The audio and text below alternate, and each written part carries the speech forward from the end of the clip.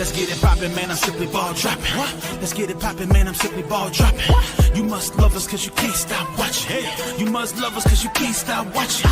Let's get it poppin', man, I'm simply ball dropping like it's New Year's Eve. Boy, it's James IV, that's Roman numeral 4 off the top with the intro. What up, K-Sap, no cap, that's the big bro. You know the ladies hold it down for the team. We be the hottest on this YouTube screens. We got sports, media, news, that round table talk. Them other parts ain't got the same sauce. Nah, hit us in the chat, but no haters allowed. Send you to the block party, what you gotta say now? We on live, hit us up and subscribe. If you like it, to share, show love instead of staring. Man behind the mic, numbers don't lie. Send me a super chat to all that may apply. Ain't no party like an SPD party. Let's get the show started, pull up, everybody. Let's get it poppin', man, I'm simply ball dropping. Let's get it poppin', man, I'm simply ball dropping. You must love us cause you can't stop watching. You must love us cause you can't stop watching.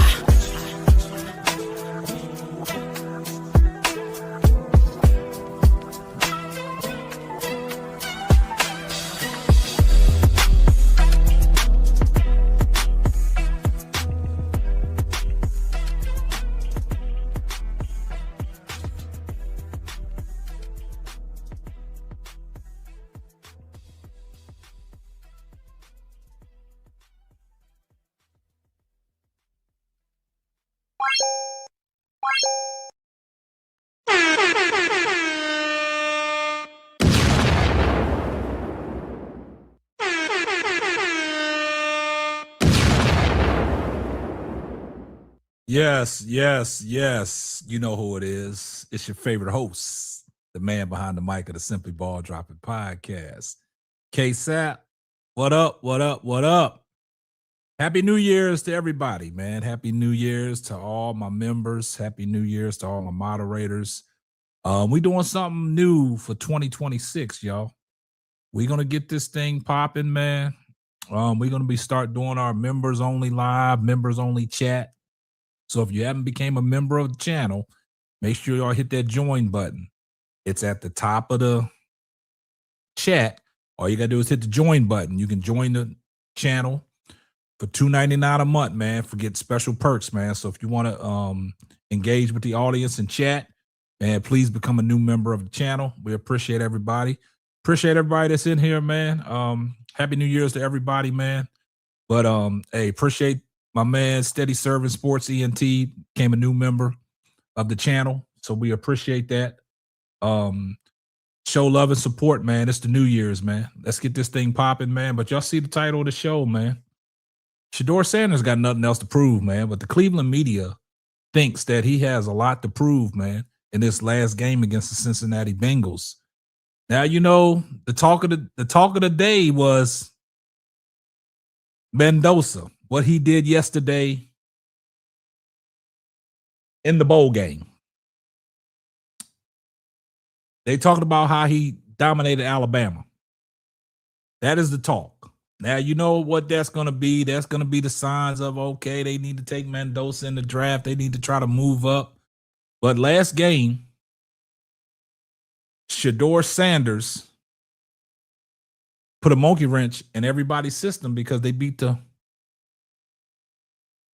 Pittsburgh Steelers. And that put them down in a position where they drafting around 5 or 6. So they're going to have to move their draft picks up if they want to draft a quarterback. But Shedeur Sanders said, hold up, not too soon, man. I got something to say about that. And I believe, man, just giving Shedeur Sanders a chance, giving Shedeur Sanders an opportunity, giving Shedeur Sanders a full off season, you got your quarterback, man. And I've been stating this overall, man. Overall, the Cleveland Browns football team is just bad, man.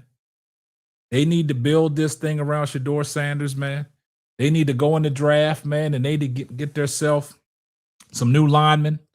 They need to get themselves a big play wide receiver. There's some wide receivers that are coming out in this draft that they can use. Appreciate Selmore Fudd, man. He's a Clevelander. Appreciate the membership for 2 months, man. 2026 in SBC. KSAP is legendary. I appreciate that, man. I appreciate all the love and support, man. Appreciate the new members that are, coming in, man, that are rocking with me, man. We're gonna change this thing around, man. We're gonna change this whole narrative in 2026, man. So we're gonna get this thing started.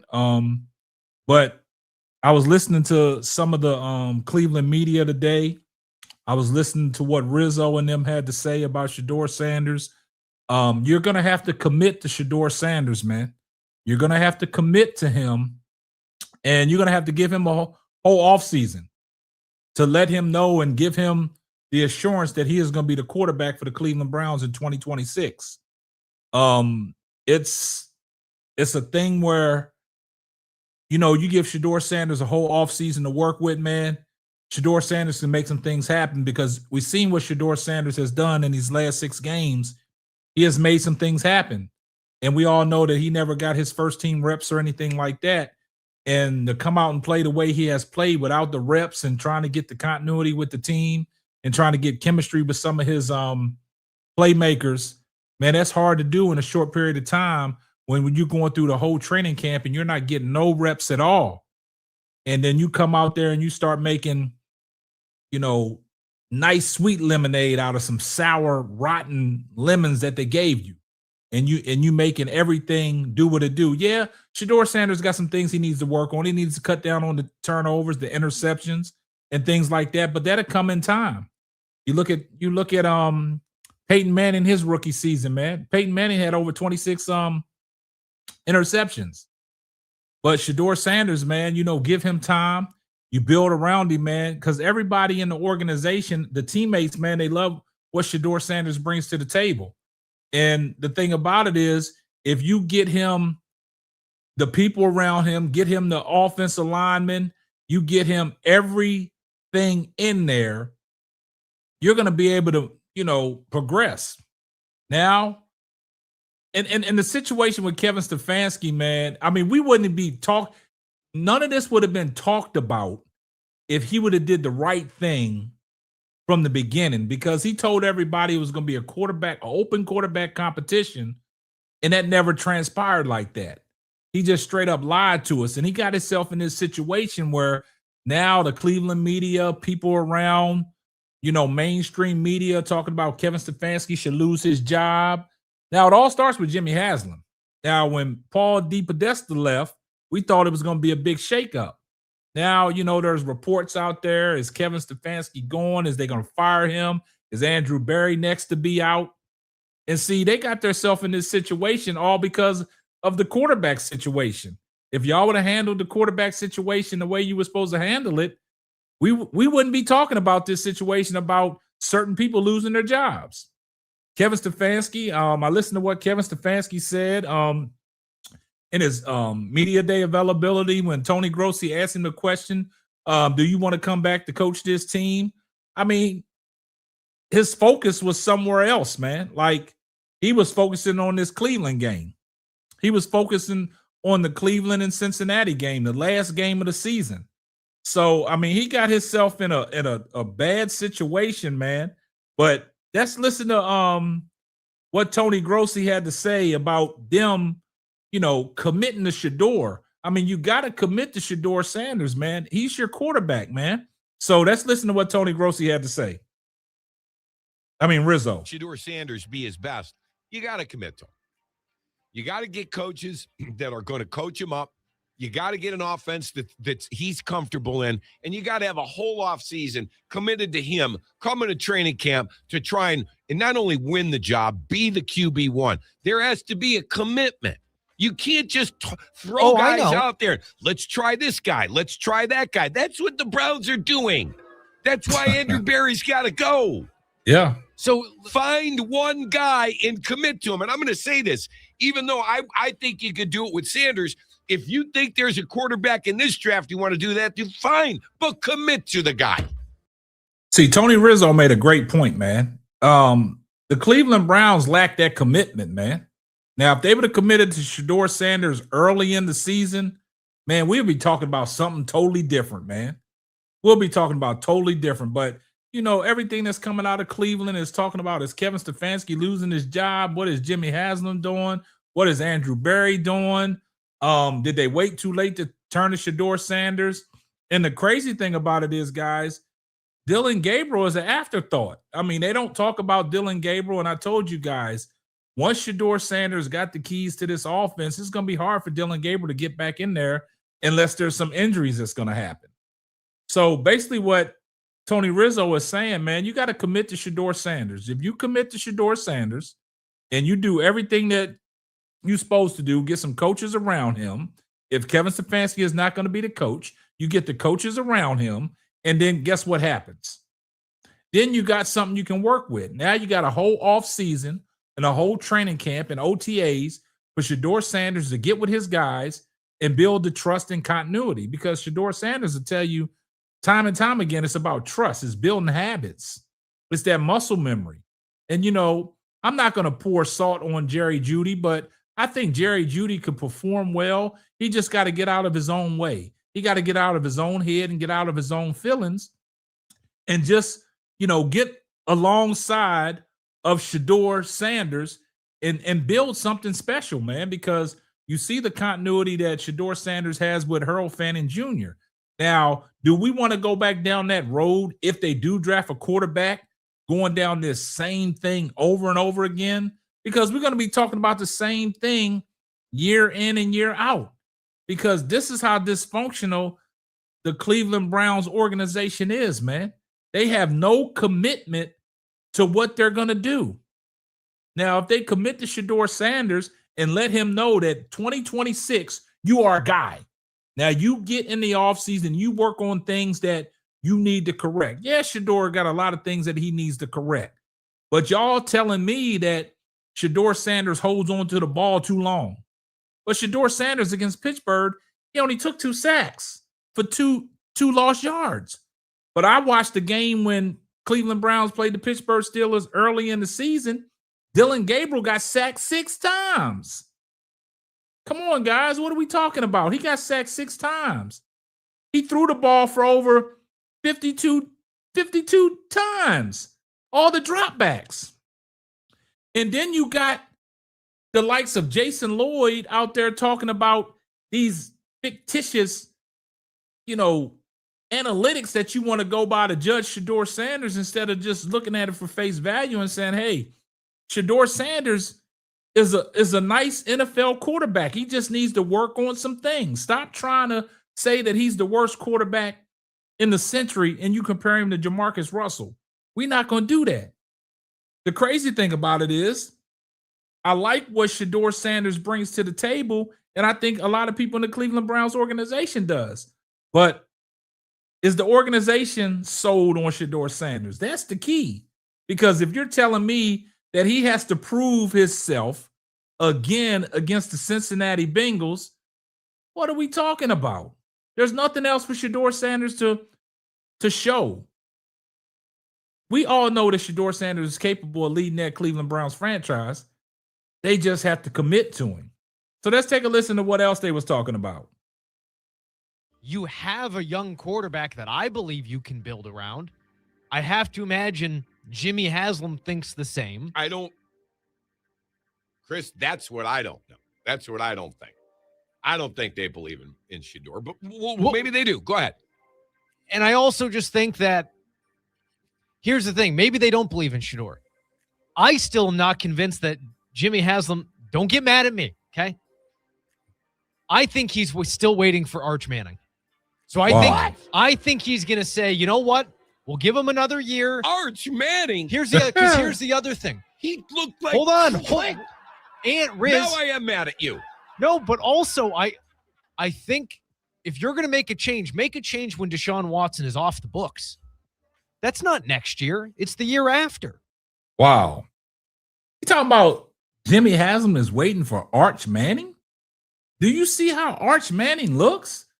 Arch Manning can utilize his legs, but we all know about quarterbacks that utilize their legs. Look how Vince Young, probably to me, he's the best quarterback that ever came out of college. But when he got in the NFL after his rookie year, them defensive end and them linebackers was on him. Vince Young couldn't get out there and escape the pocket no more. You know, he got ran up out of town. He got booed so bad that he ran out of the house with a gun. That's how bad it is, man. So that's what I'm trying to say. Arch Manning, he's using his legs, but as far as a quarterback and arm talent and throwing the ball and leading the team, it's not Arch Manning. So, I mean, it's just crazy how they just skipped over Mendoza because Mendoza is in a system that works well for him. But coming to the NFL, things going to change. The same numbers that Mendoza's putting up and people are glorifying, Shedeur Sanders did that in college. Come on, guys. Don't get it twisted. Tony asked Kevin Stefanski. Now, this is about Kevin Stefanski right here. If he wished to be the Browns head coach after this year. After 2 frustrating seasons here, do you wish to continue beyond this season as Browns coach? Yeah, as you can imagine, my sole focus is on this game versus Cincinnati, but I also would tell you I'm privileged to have this job. Wow, he really convinced me. Hey, man, Chris, you've been in situations, whether it's a relationship, whether it's a job, you know, had a great thing going for a long time, but there comes a time when it just feels right to part ways. But don't you feel like, Chris, it's time for Kevin to move on? I do, yes. I think he does too, is what Tony's thing was. Now, you hear what they're talking about. Kevin Stefanski, Tony Grossi asked him a question about him wanting to come back as the Cleveland Browns head coach. And you listen how he answered the question. He basically said his focus was on the last game of the season. So are y'all telling me, y'all correct me if I'm wrong, does Kevin Stefanski really want to be here? Was his whole season one of them just, I do what I want to do and I survive this season because I know I can go somewhere else and get a head coaching job or go back to being a defensive coordinator or an offensive coordinator? Do y'all think that Kevin Stefanski was in that type of mode all season long? Because some of the things that Kevin Stefanski did, man, we question a lot of things, man.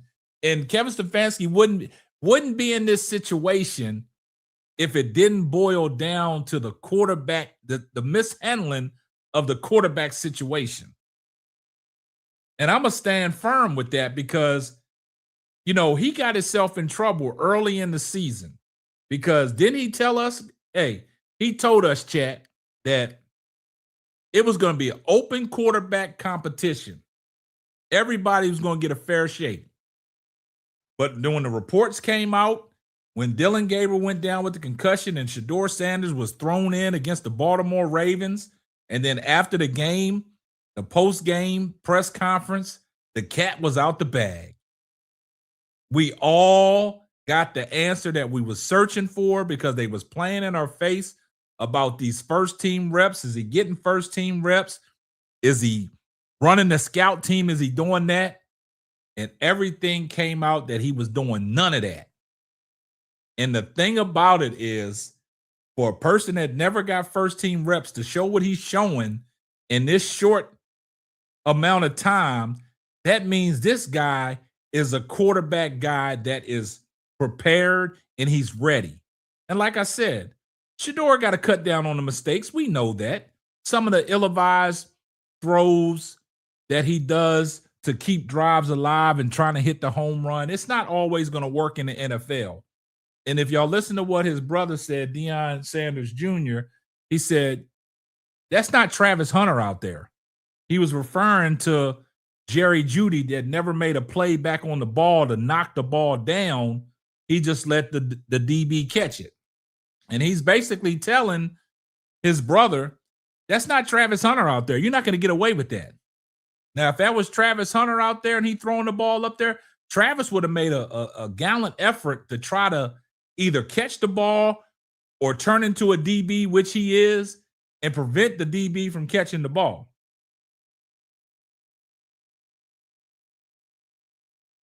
I mean, the thing about it is the whole quarterback situation is getting this organization in trouble because they don't have no commitment. And just like Tony Rizzo said, you're going to have to commit to Shedeur Sanders. You're going to have to commit. If you commit to him and let him know that this is your team moving forward. And that's why I said he has nothing else to prove, man. The problem is that they don't have the pieces around him to make it go.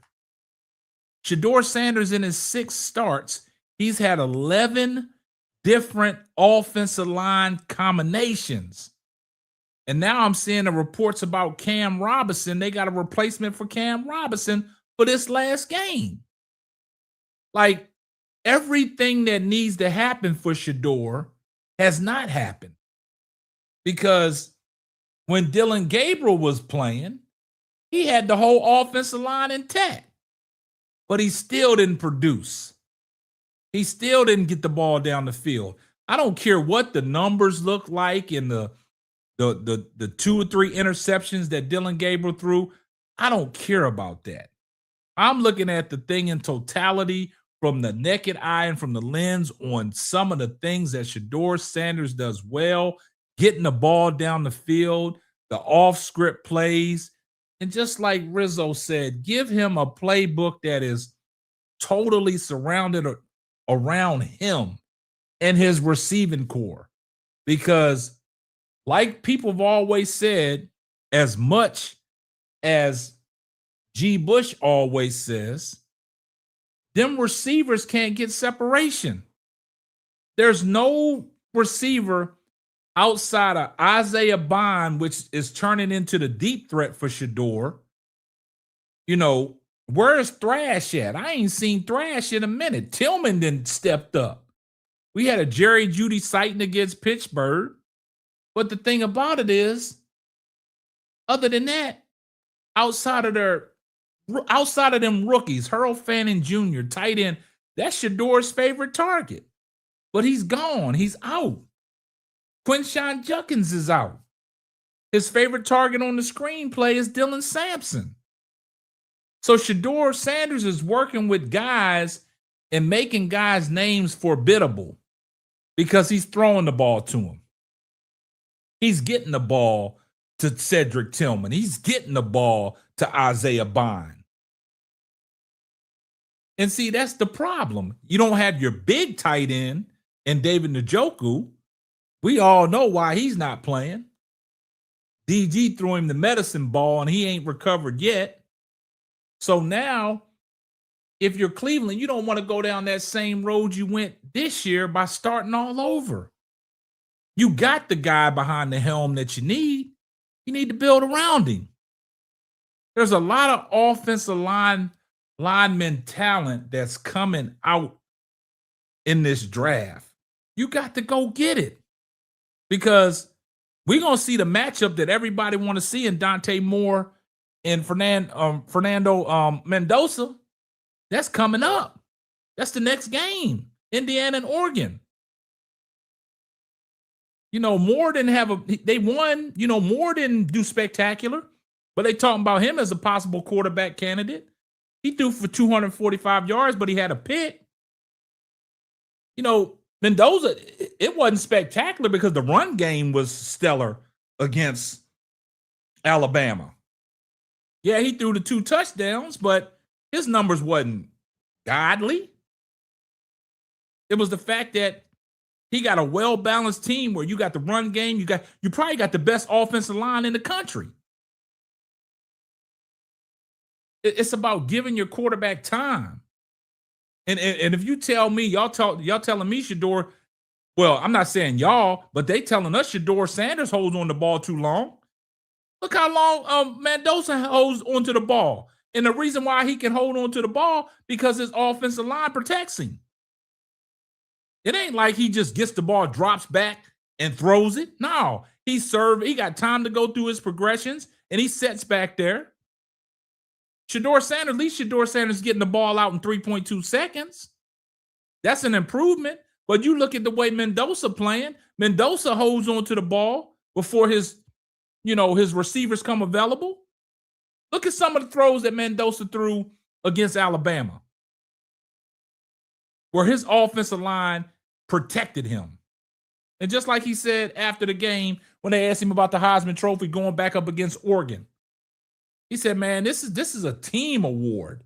If it wasn't for my offensive line and this whole team, I wouldn't be able to do the things that I'm out there doing, which is a true testament of how his team is built.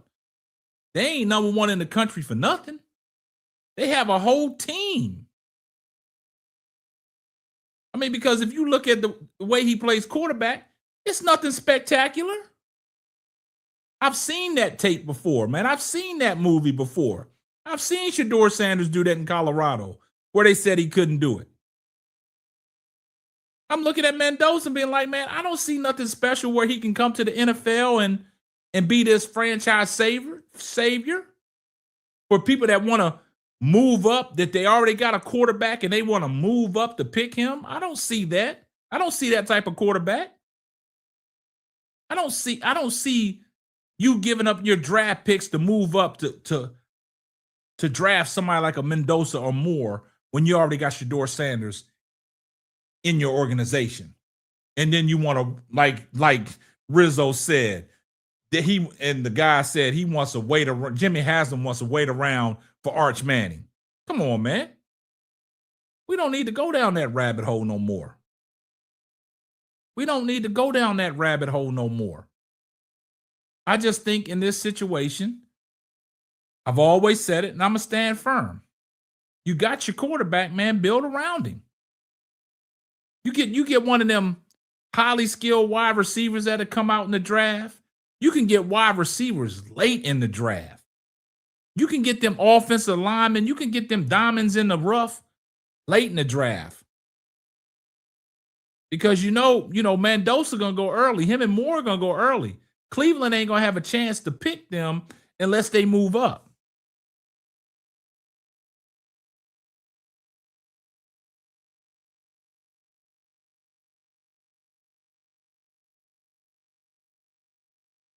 Exactly. They need offense. Cleveland needs offensive linemen. How many times have I told y'all? I've been preaching to the choir, man. I've been told y'all. And y'all see on the screen, overall, this Cleveland Browns football team is just bad. You got your quarterback, build around him. And it seems like everybody's trying to ride my narrative now, building around Shedeur Sanders. Nah, y'all can't. I'm not going to let y'all do that. Because when we put it out there, people take us for a joke. We got to be the Shedeur Sanders cult. But now the whole media wants to pick up on that wave about build around Shedeur Sanders. We can't let y'all do that, because when we over here talking about, Shedeur Sanders on, the things that he does good, the things that he needs to work on, and we just say, hey, give him time, give him the keys, he's your franchise quarterback, everybody thinks we're cult driven. But then you look around the internet, you look on television, mainstream media, people were talking about just build around Shedeur Sanders. Skip Bayless is one guy that's been standing 10 toes down on Shedeur Sanders. He's basically saying the same things I've been saying. But why come Skip Bayless ain't a cult member? Why we got to be cult members? Because we over here giving Shedeur Sanders kudos. We over here giving Shedeur Sanders kudos, and we speaking the real. And a lot of people in the chat agree with me. My members and moderators, they agree with me. So if you want to be a part of this chat, man, become a member of the channel, man, and y'all can speak your piece, man. Everybody's welcome. But that's what I'm saying. But, sometimes it's a lot of narratives going around. And see, when you put these narratives out, you know how Anthony Lima Bean put his little narrative out there early in the year about Dylan Gabriel is head and shoulders better than Shedeur Sanders. That proved to be a lie. You see the narrative that Jason Lloyd put out there. That proved to be a lie, because he's been cooked on national television 2 and 3 times. He don't need to be on UCSS no more. His seat should not be welcome no more on UCSS for all the slander and all the propaganda and all the things that he is spewing out there. And he still don't believe Shedeur Sanders is the answer. Who's the answer, Jason Lloyd? Who's the answer? Stick to commentating and writing columns on baseball, man. Because in this football world, you don't have it. Because I tell you one thing, if you guys want to get a good breakdown of what Shedeur Sanders does really well, go to Chase Daniels' channel. He'll let you know. He draws up the film. He shows you everything. And then you listen to what Shedeur Sanders' peers say about him that play in the league. Excuse me. Aaron Rodgers had good things to say about him. Joe Burrows has good things to say about him. There's nobody really saying negative things about Shedeur Sanders but the Cleveland insiders. That's the bad thing about it. The only people that say bad things about Shedeur Sanders is the Cleveland insiders. But when you got all these coaches out there that are pissed off, and I know Mike Tomlin's pissed off that Shedeur Sanders beat them. I know he's pissed off because y'all passed up on him. And see, that's the problem. It's going to be like when Randy Moss got drafted in 1998 to the Minnesota Vikings. All the teams that passed up on him, Randy Moss made it his due diligence to go out there and murder every team that passed up on him. And that's exactly what he did. He was a thorn in the Dallas Cowboys side. He was a thorn in the Dallas Cowboys side. Randy Moss ain't never lost to the Dallas Cowboys. And he ate them up every time he played. Ate them up every time they played. And they go take the defensive end out of North Carolina, Greg, I forgot his last name. And Randy Moss torched Dallas every time he played them. I don't care what uniform Randy Moss was in, he torched Dallas. And he made it his business because he said he wanted to be a Dallas Cowboy. Now, this is the same thing for Shedeur Sanders. He got this man. He ain't going to come out and tell you, but he's going to try to give it to every team that passed up on him. And it started with the Raiders. You see what he did against the Raiders. Made them pay. And then it goes to show that Shedeur Sanders can hold his own against every elite quarterback that's in the NFL. Because every quarterback that everybody's been glossing and glazing and been talking about, Shedeur Sanders outperformed them. He outperformed Josh Allen. He outperformed Aaron Rodgers. You see what I'm saying? He outperformed Geno Smith. He said, they try to write, but I didn't write back. Well, you got a lot of right. You doing a lot of writing this year. You can write a whole book the way you playing. You writing back now. But see, the thing about it is, what happened was Shedeur Sanders just confident in what he does. But see, they take his confidence as arrogance because you see these other quarterbacks around the league. You see him what Brock Purdy's doing. He's dug in all over people. But everybody think that's funny. They got videos of him dug in. They love that. They got video of Jackson Dart with his hat to the back, glasses on. But if that's Shedeur Sanders, he got crucified for that stuff, man. That's the difference, man. So basically what we're saying is you build around Shedeur Sanders, get yourself an offensive line, get you a couple playmakers. Man, Cleveland, they be all right. But Kevin Stefanski, you got yourself in his own situation that's why the talk now is Kevin Stefanski getting fired? Is this his last game against Cincinnati? That's why he's so hell-bent on concentrating playing against Cincinnati, because this might be his last game. But do you think Kevin Stefanski's worried? I don't think he's worried, because Kevin Stefanski is going to get another job somewhere in the NFL. I saw some reports out there and saw some rumors about, Cleveland possibly going after Brian Flores from Minnesota. Come on. I've seen that. No, I don't think he's worried, because he knows he's going to get another job. Because when Kevin Stefanski was our offensive coordinator in Minnesota, man, he was damn near pretty good. Like, that's the problem. But the problem is, ever since he's been in Cleveland, it's just been a bad situation for Kevin Stefanski, man. He just can't get wins. And he's making it no better because of the situation he got himself in with the quarterback room. Because let's take a step back, guys. Let's take a step back. Do y'all realize when they started training camp, they had 5 different quarterbacks, man? Joe Flacco, Kenny Pickett, Dylan Gabriel, Shedeur Sanders. They brought in Snoop Huntley, and you saw what Snoop Huntley did for the Baltimore Ravens. You saw what he did, right? You saw what he did. You see how he went out there and got a win, right? You see how he went out there and got a win when it mattered. And then they had in you goddamn the other quarterback that they brought in for the practice squad, Bailey Zappi. And they had 5 to 6 quarterbacks on that roster, man. That made up half their roster. And you tell me that Kevin Stefanski didn't put himself in a sticky situation because of that? That goes to show you how dysfunctional that is, man. Why do you have to have all them quarterbacks in and you talking about it's going to be a fair shake? Who's going to get a fair shake when you got 6 quarterbacks? Who's going to get a fair shake when you got 6 quarterbacks? That's the problem. You got 6 quarterbacks in there and you can't get a fair shake. Somebody's going to be assed out. And to come to figure, Shedeur Sanders was assed out. But for what Shedeur Sanders made up for with no reps and the way he is producing, come on, man. Just imagine if Shedeur Sanders would have had all them reps to start the season out. If he had all them reps to start the season out, guess what would have happened? Cleveland be further along than what they are, man.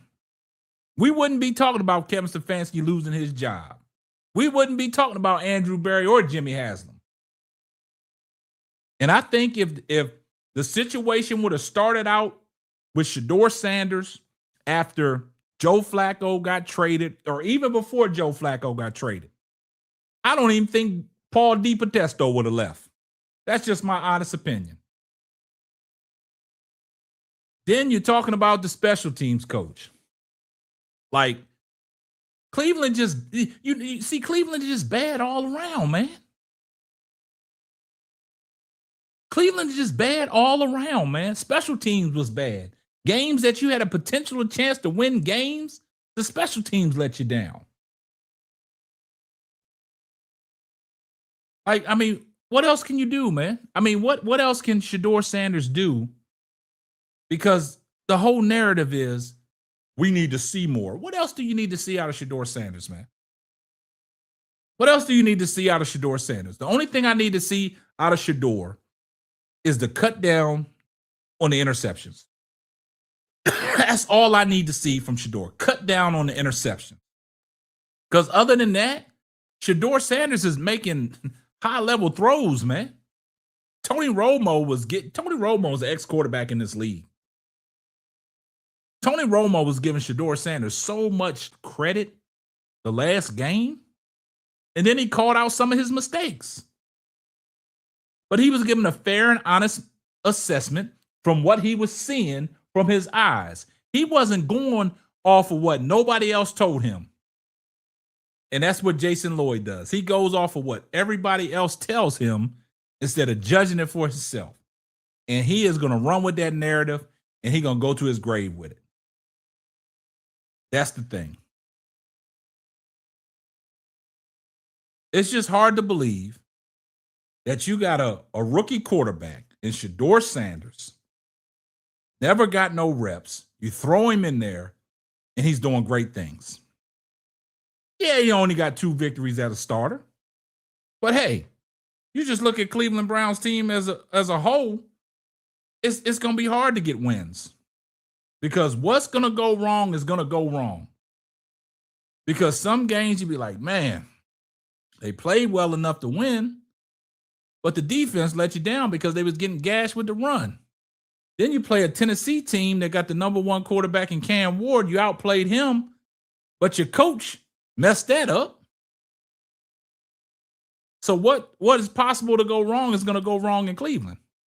It's almost like Stephen A. said about the Cowboys. Just wait. Something's going to happen. And this is what's happening with the Cleveland Browns, man. The Cleveland Browns, a lot of people think they're the laughing stock of the league because of the situation they in. Because they're focused too much on Shedeur Sanders. And see, that's what they're trying to do. But don't let them fool you, because all the focus is on Shedeur Sanders, but it's bigger than Shedeur Sanders, man.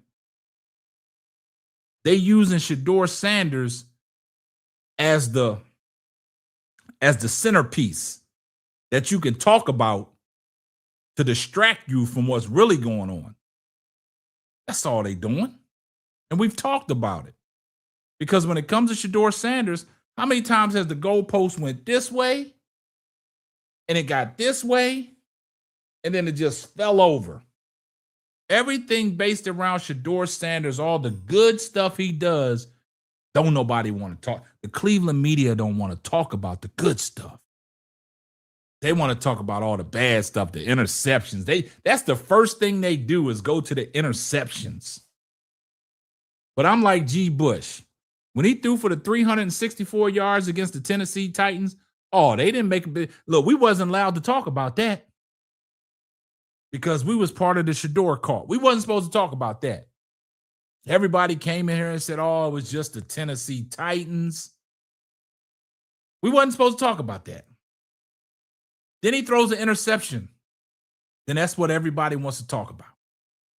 He threw the 3 picks against Chicago. That's what everybody wants to talk about. Then when he played the Raiders and won his first game as a starter, they said, it was just the Las Vegas Raiders. They moved the goalpost from here to there. We wasn't able to gloss over Shedeur Sanders because he just did something that a rookie couldn't do in over 16 years with the Cleveland Browns. But he gets no credit for that. He gets no credit for being only one of 2 rookies in the Super Bowl era to throw for over 360 yards, 3 touchdowns. But he added a rushing touchdown on that. So he was responsible for 4 touchdowns against the Tennessee Titans. But your coach messes that victory up. So we can't talk about it because everything that he did, the record that he came upon, he did it in a loss. So we can't talk about it. We can't talk about that. But he threw 2 picks against the Pittsburgh Steelers and got the victory. And that's why everybody wants to talk about the picks. Nobody ever want to keep it straight 100, man. And I've always kept it 100 with you guys. Shedeur Sanders does a lot of great things, but there's a lot of things Shedeur needs to work on as well. We all know he wasn't blessed with his daddy's legs. We all know that, but he's a tough cookie. We all know he got some scrambling ability. He can elude the rush, and we've seen him do that. We've seen him make plays with his legs. But we also know Shedeur knows how to stay back in that pocket and let that ball go. And I've told you guys, even on his clean completions, he's still getting battered because the offensive line is terrible. No, they didn't want to count the win against the Raiders. They didn't want to count the win. They didn't want to count his stats against Tennessee. They really don't want to. They really don't want to count his stats against Pittsburgh because you know what the narrative was. The defense played lights out. That's what the narrative was. You give no credit to Shedeur Sanders. The narrative was the defense won the ball game. Well, Shedeur Sanders produced the only touchdown in the game. And that came to Harold Fanning. He produced the only scoring touchdown in the game, which actually won the game. The defense is supposed to do their job. But he outplays Aaron Rodgers, and Aaron Rodgers don't get in the end zone. But nobody wants to talk about the play Aaron Rodgers played. Even against Buffalo, they had a chance to win that game. Outplayed Josh Allen, but nobody talked about Josh Allen's play. Everything was focused on Shedeur Sanders' interception. That's what they do. The whole focus was on Shedeur Sanders' interceptions, man, on the things that he needs to clean up. But don't nobody want to talk about all the good things. The only one that's really giving you breakdown about that is Chase Daniels, man. Yeah, don't take that Wildcat out of the offense, man. I don't need to see that Wildcat no more, man. Shedeur Sanders got you all the way down there. Let him finish the drive. I don't like that, man. Take that out of there. That's just like the Philadelphia tush push. Some teams are on to knowing how to stop in that tush push. Once it becomes old, man, get it out of there, man. But that's what they're going to do. They're not going to give Shedeur Sanders credit for where credit needs to be done, man. It's all smoke and mirrors, man. Smoke and mirrors, man. They gaslighting a lot of things, man. But it's a sad situation, man, because this is going to cost this whole organization front office to make a change. What Jimmy Haslam going to do with Andrew Berry? If Andrew Berry goes, Kevin Stefanski goes. Now you got to bring in another coach, and then you're starting from scratch because now you got to bring in a coach that trusts Shedeur to give him the confidence. And what coach is that going to be? Because you're starting all over. So, like I said, this is just me. This is my opinion. They might as well just keep Kevin Stefanski. Might as well just keep him and go from there.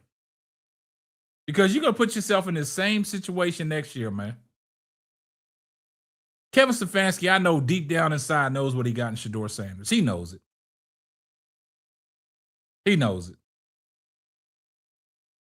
He knows what he got. And that's the thing, man. That's the thing. He knows what he got. He knows what he got, man.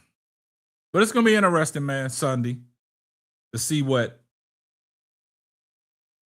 the Cleveland Browns do against the Cincinnati Bengals to close it out, because you want to end the season on a win, man. You want to go into the offseason on a high note. Despite of everything that's going on in the organization, people might lose their job. Some people might not be back. But you want to go out on a high note, man. And you just want to, give all the prayers and the speedy recovery to Quinshon Judkins and David Njoku and Fanning. Get them guys healthy. Get together in the offseason, throw some balls, with Shedeur, get on the same page. But I've always said, man, just give Shedeur some time, man. You can't just bury the kid now. I mean, and the crazy thing about it is, as we talk about Dillon Gabriel, because I'm not trying to, pile too much on Dillon Gabriel, but Dillon Gabriel had all the opportunities to be successful because he had all the reps. Even when Joe Flacco was there, he was still getting first team reps. So then he got all the reps. He was ahead of the curve. But they said Shedeur Sanders had a slow learning curve. But Shedeur was in OTAs and training camp, not getting reps, had to stay late after practice and go to the local college to throw some balls. You see what I'm saying? That's the difference. That's the stuff that I'm talking about. Shedeur Sanders wants to be an NFL quarterback, and that goes to show you that he does, because he's putting in that extra time. He's changed his whole pattern. Like he said, man, I go to sleep early now. You know what I'm saying? He gets his rest. Gives to the Cleveland community, building the culture. The team likes him. A lot of people in that organization likes him. But let the Cleveland media tell you that they in there talking bad about Shedeur. But who's that coming from? That's coming from Jason Lloyd. I can't believe he sat out there and said that people in the organization have told him that. And see, that's the problem. That's the problem. Like G. Bush says, sources or opinions. If that's the source you got it from, that's their opinion. But tell me what you see from your vantage point. And tell me what you see from your lens. Because every time he's sitting on that table, man, he's cooked. Like his BS and his bullshit has been exposed.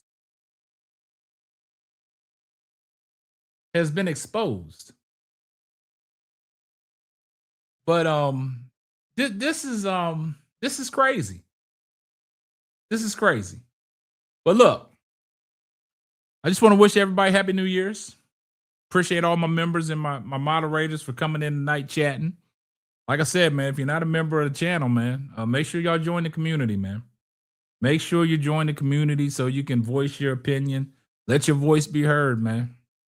Come on, man. Let's get this thing going. The doors of the church is open.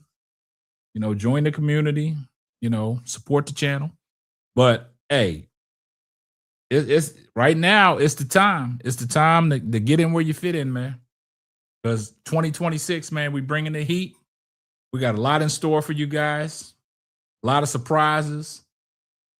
So y'all just stay tuned. And like I said, man, tell a friend to tell a friend. It might not be for you, but it might be for them. So I appreciate all the love and support. I'm not going to hold too much of your time on this Friday. I appreciate everybody that tuned in. We had over 150 some people watching. I wish them people would just basically join the channel, support the channel. But yeah, we keeping it a buck. Yeah, we're going to keep it fire, Chancellor. So I appreciate all my mods, man. Like if y'all 2026, man, y'all still riding with me, man. Y'all still in the chat, man. Y'all got moderator duties for reasons, man, because y'all special. So I appreciate the love that y'all show every time I drop a live or a video. Y'all commenting on the video, y'all interacting. So I appreciate that, man. So hey, appreciate all the love. And like you said, man, make sure y'all hype the video up. If y'all watching it on the playback, hype the video up for me, man. I would appreciate it. So if you can hype,